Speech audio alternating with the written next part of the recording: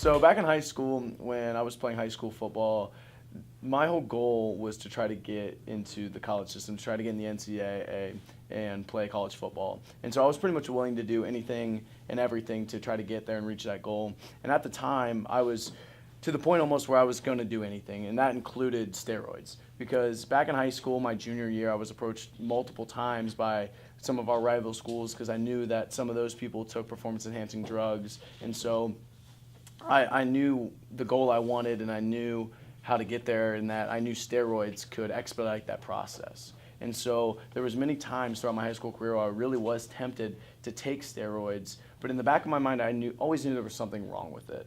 At the time, I had been following Corey, and I knew that he didn't take drugs, and that was something that he stood for. And I always liked how in a industry that was so saturated with drug use that someone stood out, someone was brave enough to say that they weren't going to do it. And so I wanted my narrative to be that if I did make it to college to play college football, that I knew that I made it in a genuine and honest way. I wanted to know that I did my best, I put in all the hard work, and it wasn't something that I cheated in order to get there. So I did turn down those drugs, and I didn't end up getting the scholarship, but at the end of the day, looking back on it now a couple years later, I realized that I made the right choice. I realized that if I would have made it into college football, that I would have known that it was just a lie and it was me cheating in order to get there.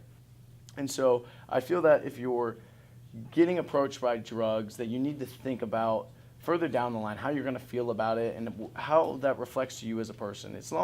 I don't necessarily have a problem with the drug use. I think it's a personal thing where you have to make that decision. You're going to have to live with that decision if you make it. So if you do get approached by drugs, I just want you all to take a step back, take a deep breath, and realize that it's going to be something that's with you forever. So know what your moral standard is, and stick to that standard and make the right choice.